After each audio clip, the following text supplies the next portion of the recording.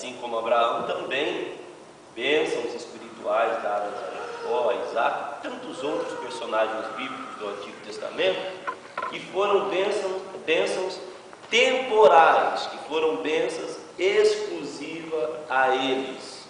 E de repente a gente se pega, né? Pregando, a gente se pega falando, e a gente se pega transferindo estas bênçãos à igreja, não é?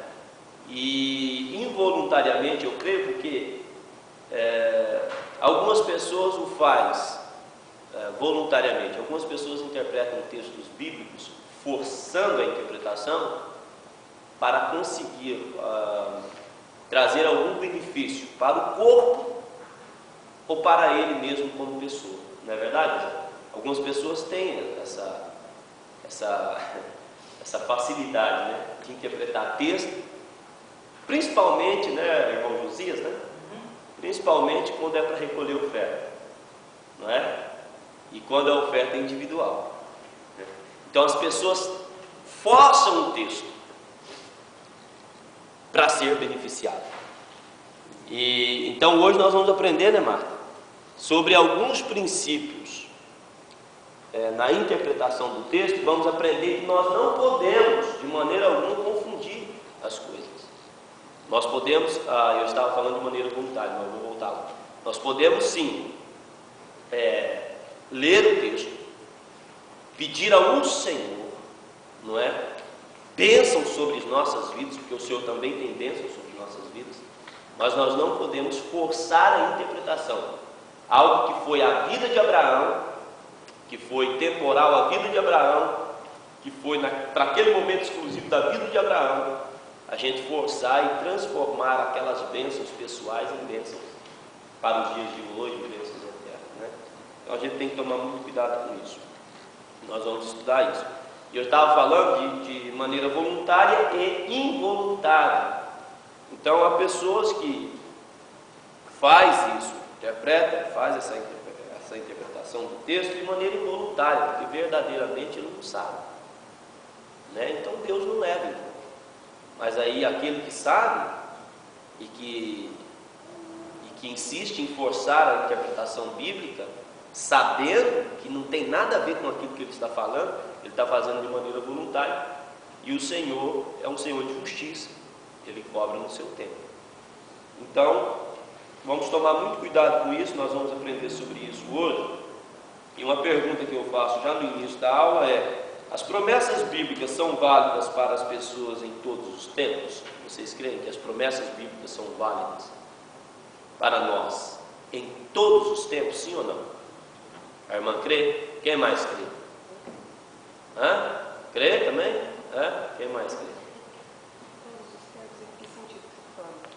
Não, as promessas bíblicas, elas são válidas nas nossas vidas em todos os tempos, ou seja, no tempo que elas foram feitas, no tempo recente que passou, há 100, 200, 300 anos atrás, e no tempo que estamos vivendo hoje. Eu acredito que as que foram individual é para aquela pessoa, mas a que foi para a nação toda, eu acho que nós estamos incluídos nela. Amém. Então nós vamos aprender sobre isso, né? Daí a resposta da Marta, da irmã Graça e da irmã Eliane.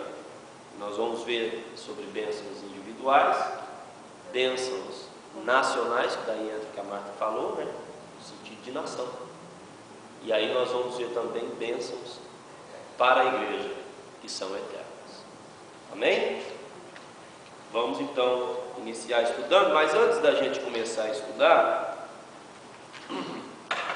eu tenho aqui 8 princípios. Eu só coloquei 3 ali porque eu fiquei com preguiça, não.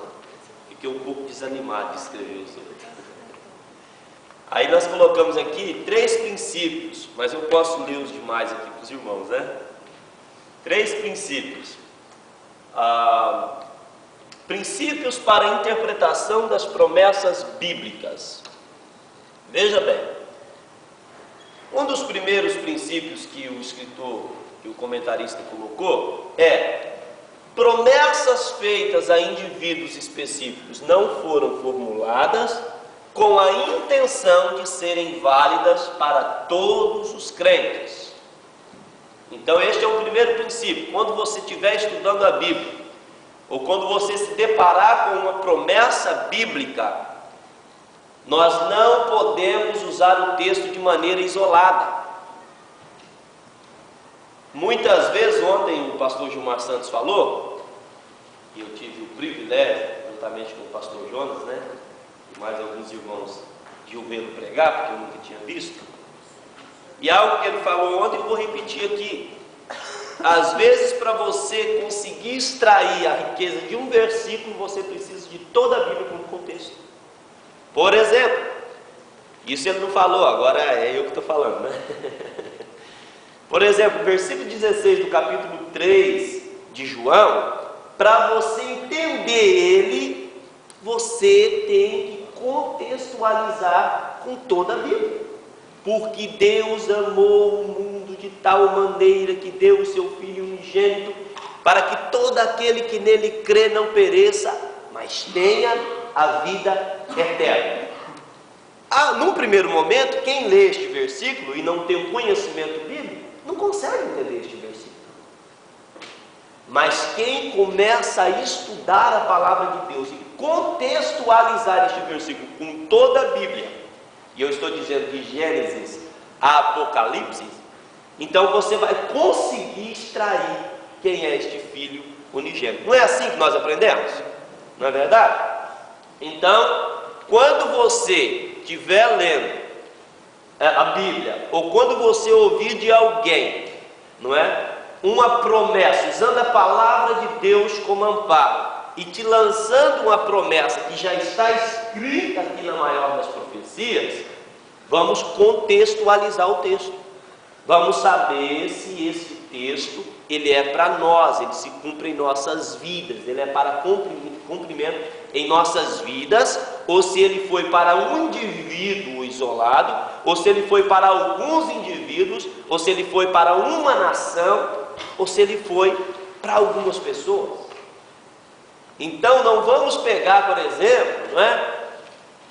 Porque o versículo mais usado aqui, que eu acho até interessante, não quero assim fazer nenhum tipo de crítica, talvez os irmãos já usaram, eu acho que até eu usei também, não estou bem lembrado, é aquele verso, né? Que Deus fala a Abraão, não é? E daí a gente, olha, sai da tua terra, do meio da tua parentela. A gente aproveita que está aqui nos Estados Unidos, né? Está longe da nossa terra, longe da nossa parentela, né? Sai da tua terra, do meio da tua parentela, e eu te levarei. E aqui eu estou, irmãos. Estou longe da minha parentela, estou longe da minha terra, e aqui eu estou. E o Senhor disse para mim: aonde tu pisares, a planta do teu pé terá Senhor. Uau! Que promessa, hein? Meu Deus! Então eu herdei os Estados Unidos. Não, os Estados Unidos é do Senhor. A Bíblia diz que eu sou filho por adoção em Cristo Jesus. Então eu tenho os Estados Unidos para ser mordomo dele. Vocês sabiam que nós devemos cuidar desta terra como se fosse a nossa terra? Nós temos que cuidar dessa terra, porque esta terra nós fomos postos aqui como mordomos. Agora, este versículo não se aplica na minha vida. Porque quando nós vamos contextualizar a palavra de Deus, nós vamos entender que este versículo, ou que esta palavra, ou que alguns versículos ali no capítulo 12, se eu não me engano, de Gênesis, ele foi dito a Abraão porque em Abraão Deus ia fazer uma nação. E esta promessa é exclusiva a Abraão. E se cumpriu e está se cumprindo ainda. Porque Israel está naquela terra, e aquela terra, por mais que eles tenham errados, né? Eles tenham errado, mas aquela terra continua sendo da descendência, da posteridade legítima de Abraão. Não é verdade? Então, promessas feitas a indivíduos específicos não foram formuladas com a intenção de serem válidas para todos os crentes. Devemos ter cuidado. Mas então, Claudeci, nós não podemos usar mais este versículo? Claro.